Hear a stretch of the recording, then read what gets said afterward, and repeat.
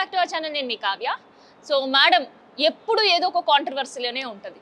So madam తీసుకునే నిర్ణయాలు, madam తీసుకునే చేష్టలు, మేడం మాట్లాడే మాటలు ఎప్పుడు ఏదో ఒక కాంట్రవర్సీ, ఎప్పుడు సోషల్ మీడియాలో మేడమే ఉంటారు. సో ఇంతకీ ఆ మేడం ఎవరు అని అనుకుంటారా? సో సమంత ఇష్యూ, అండ్ రీసెంట్గా రాజన్న కోడలే ఇష్యూ, అండ్ ఇప్పుడు తెలంగాణ బోనాల ఇష్యూ.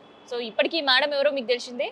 సో కొండా సురేఖ గారు, సో ఎండోమెంట్ మంత్రిగా ఉండే కొండా సురేఖ మేడం ఎప్పుడూ ఏదో ఒక కాంట్రవర్సీ చేస్తూనే ఉంటుంది. ఎందుకో ఏమో తెలియదు. అంటే అవగాహన లేకుండా ఇట్లాంటి డెసిషన్స్ తీసుకుంటుందా, అవగాహన ఉండి తీసుకుంటుందా, లేదంటే కాంట్రవర్సీకి కేర్ ఆఫ్ అడ్రస్గా నేను ఎప్పుడు ఉండాలని ఈ డెసిషన్ తీసుకుంటుందో తెలియదు. కానీ ఈసారి పెట్టే కాంట్రవర్సీ హైదరాబాద్లోనే కాదు, ఓరుగల్లు, వరంగల్లో కూడా అదే పరిస్థితి ఉంది. సో ఇంతకీ వరంగల్లో మేడం పోయి ఏం చేసింది అని అనుకుంటున్నారు కదా, తెలంగాణ బోనాలు. సో తెలంగాణ రాష్ట్రం ఏర్పడక ముందు కూడా తెలంగాణ ప్రజలు బోనాలు చేసుకున్నారు, అంతకు ముందు కూడా చేసుకున్నారు. ఇక చెప్పాలంటే వందల సంవత్సరాల నుంచి కూడా ఆషాఢ మాసం వచ్చిందంటే అమ్మవారికి నైవేద్యం పెట్టే ఆనవాయితీ తెలంగాణ గ్రామాలలో ఉంటుంది. సో ఈ ముచ్చట అందరు కూడా ఎరికేదే కదా. మరి ఇంతకీ మేడం ఏం చేసిర్రు అనంటే, మేడం ఇక్కడ ఒక విచిత్రమైన డెసిషన్ తీసుకున్నారు. తీసుకోవడమే కాదు, ఎండోమెంట్ మినిస్టర్గా ఈవోకి కూడా జీవో జారీ చేసిన పరిస్థితి. అదేంటిదో తెలుసా? ఇన్ జనరల్గా బోనాలు ఎక్కడ ఎవరు ఎప్పుడు సమర్పిస్తారు అంటే అందరికీ చాలా క్లారిటీ. సిటీ వాసులందరూ కూడా ఆషాఢ మాసంలో మొదటి అమావాస్య నుంచి స్టార్ట్ చేస్తారు బోనాలు. సో ఆషాఢ మాసం మొత్తం కూడా సిటీ మొత్తం బోనాలు అవుతాయి.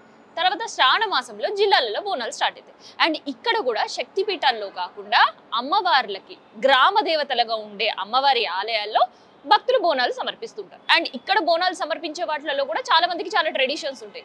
కొంతమందికి పచ్చనంతో అమ్మవారికి నైవేద్యం సమర్పించే ట్రెడిషన్ ఉంటే, ఇంకొంతమందికి పరమాణంతో సమర్పించే, ఇంకొంతమందికి బోనం లేదు కేవలం నైవేద్యం మాత్రమే అన్నవాళ్ళు ప్లేట్లో వెళ్ళి అమ్మవారికి నైవేద్యం సమర్పిస్తూ ఉంటారు. మరి ఇవన్నీ కూడా కొండా సురేఖ మేడంకి ఎరకనేనా అనే డౌట్ ఇప్పుడు ప్రతి ఒక్కరికి వస్తుంది. ఎందుకో తెలుసా? వందల సంవత్సరాల చరిత్ర ఉండే భద్రకాళి అమ్మవారి ఆలయం శక్తిపీఠంగా చాలా మంది భక్తులు కొలుస్తుంటారు. వరంగల్కి కేవలం వరంగల్ వాసులే కాదు, ఇతర జిల్లాల నుంచి కూడా వస్తుంటారు, రాష్ట్రాల నుంచి కూడా వస్తుంటారు, మిగతా దేశాల నుంచి కూడా వచ్చి అమ్మవారిని దర్శనం చేసుకొని పోతుంటారు. కానీ వరంగల్ శక్తిపీఠంగా కొలుస్తున్న భద్రకాళి అమ్మవారి ఆలయంలో ఎప్పుడు కూడా శాఖలు పోసిందే లేదు. అమ్మవారికి శాకంబరి ఉత్సవాలు మాత్రమే ఆషాఢ మాసంలో నిర్వహిస్తారు. అమ్మవారికి ఎప్పుడు బోనం ఎక్కించిందే లేదు, ఎందుకంటే ఆలయంలో అట్లాంటి ఆనవాయితీ లేదు. ఇంకా చెప్పాలంటే అక్కడ అమ్మవారికి జంతు బలి నిషేధం, కళ్ళు శాఖ నిషేధం, ఇంకా చెప్పాలంటే బెల్లం శాఖ కూడా ఇప్పటివరకు అమ్మవారికి పోషింది లేదు.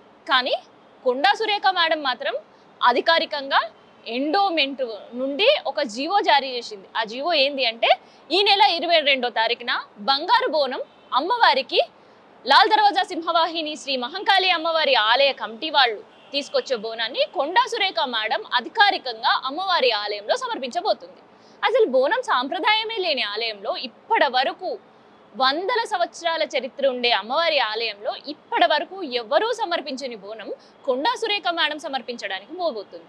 సో దీన్ని అక్కడ ఉండే ఎండోమెంట్ అధికారులు కాబట్టి ప్రభుత్వం అధికారులే, సో ప్రభుత్వ ఆధీనంలో పనిచేసే అధికారులు నచ్చినా నచ్చకున్నా నోరు మెదపని పరిస్థితి.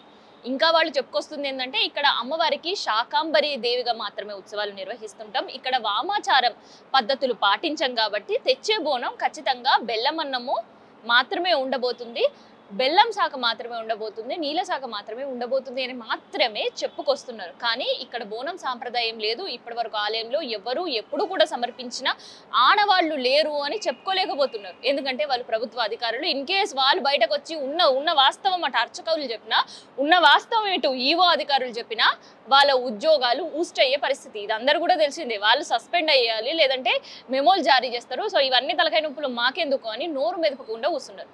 మరి స్థానికులు దీన్ని పూర్తిగా వ్యతిరేకించే పరిస్థితి.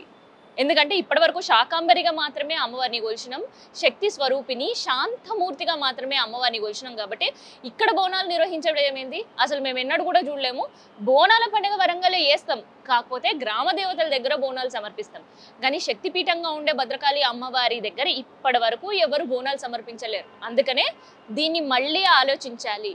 ఇక్కడ అమ్మవారి ఆలయంలో జంతు బలి నిషేధం గుర్తుపెట్టుకోండి మేడం అని హెచ్చరికలు జారీ చేసే పరిస్థితి వచ్చింది. స్థానికంగా కూడా ప్రభుత్వానికి వచ్చి కొండా సురేఖ మేడం పైనే ఫిర్యాదు చేయడానికి కూడా సిద్ధంగా ఉన్నారు అక్కడ భక్తులు. అంటే ఇది ఎంత సెన్సిటివ్ ఇష్యూ. బోనాలు కేవలం పండగ మాత్రమే కాదు, ఇది ఒక ఆచారం, ఒక ఆనవాయితీ. ఇప్పటికీ కూడా కేవలం హైదరాబాద్లో కాదు, తెలంగాణలో ఉండే జిల్లాల్లో కూడా చాలా మంది భక్తులు ఆనవాయితీ ఆచారం ఉంటే మాత్రమే బోనం నిర్వహిస్తుంటారు. బోనం చేసి అమ్మవారికి నైవేద్యం సమర్పిస్తుంటారు. లేదు వాళ్ళకి ఆనవాయితీ లేకపోతే కొంతమంది ఇప్పటికీ కూడా వెళ్ళి దర్శనం చేసుకొని వస్తారు. ఆ రోజు టెంకాయో అమ్మవారికి పరమాన్నం మాత్రం నైవేద్యం పెడతారు, కానీ బోనం అసలు నిర్వహించరు, బోనం అసలు సమర్పించరు. అట్లాంటిది కొండా సురేఖ మేడం అసలు ఆనవాయితీ లేని ఆలయంలో వందల సంవత్సరాల చరిత్ర గల శక్తిపీఠంగా పూజించే భద్రకాళి అమ్మవారి ఆలయంలో నేను బంగారు బోనం సమర్పిస్తా 22వ తారీఖు అని ఎట్లా జీవో జారీ చేసిందో తెలియదు. కొన్ని జీవో జారీ చేసింది, ఇంత వ్యతిరేకత మూటగట్టుకుంటుంది, ఇంత వ్యతిరేకత వస్తుంటే మరి దాన్ని కూడా అధికారికంగా లేదు నేను చెయ్యట్లేదు, లేదు ఇట్లాంటి పరిస్థితులు ఉన్నాయి అని ఎక్కడ కూడా చెప్పట్లేదు. కేవలం ఒక సెక్రటరీలో కూర్చొని కొంతమంది జర్నలిస్టులు ఆమెతో చిట్చాట్ చేసినప్పుడు ఆ సందర్భంలో లేదు నేను దాన్ని వాయిదా వేస్తున్నా అని చెప్పింది తప్ప ఇప్పటికీ అక్కడుండే వరంగల్ ఆలయం వాళ్ళకి కన్ఫ్యూజన్. వెదర్ మేడం బోనం తీసుకొని వస్తుందా, వస్తలేదా, వస్తే ఏమేమి ఏర్పాట్లు చేయాలి, రాకపోతే రాదన్న సమాచారం అని ఉందా అనేది ఎవరికీ తెలియదు. సో ఇదనమాట Konda Surekha madam controversy. So ప్రతిసారి ఏదో ఒక కాంట్రవర్సీ చేయడం, అండ్ దాంతోపాటు మేడం ఎండోమెంట్ మినిస్టర్గా ఉండరు కాబట్టి ప్రతి నిర్ణయం ఆలోచించి తీసుకోవాల్సింది. ఎందుకంటే ఇట్లాంటివన్నీ కూడా చాలా సెన్సిటివ్ ఇష్యూ.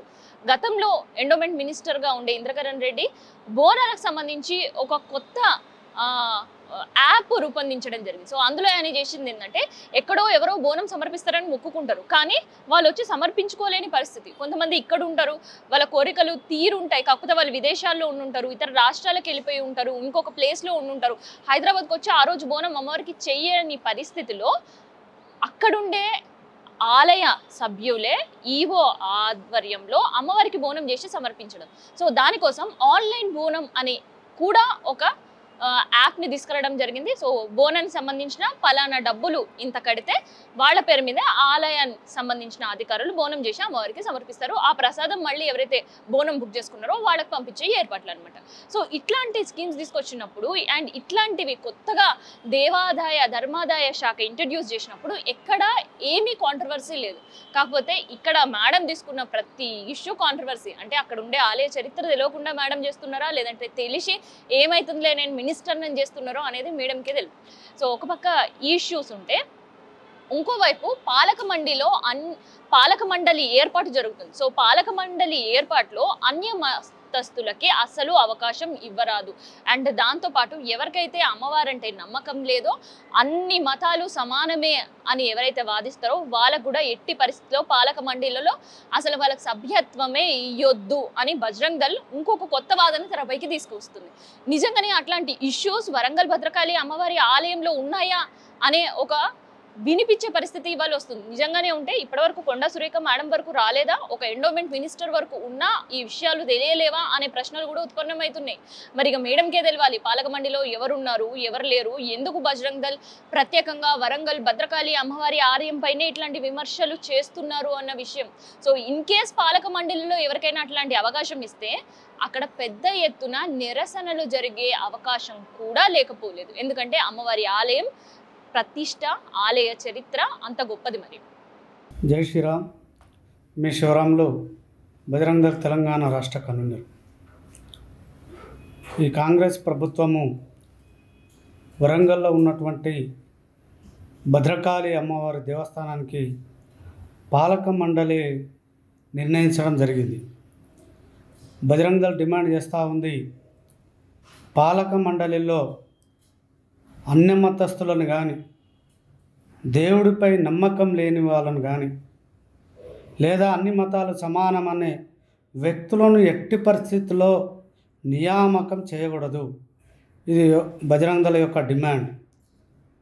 అదేవిధంగా తెలంగాణ రాష్ట్రంలో ఉన్నటువంటి ఎండోమెంట్ డిపార్ట్మెంట్లో ఇక మీదట అన్య మతస్థులు ఉండకూడదని బజరంగ్ దళ్ హెచ్చరిస్తూ ఉంది.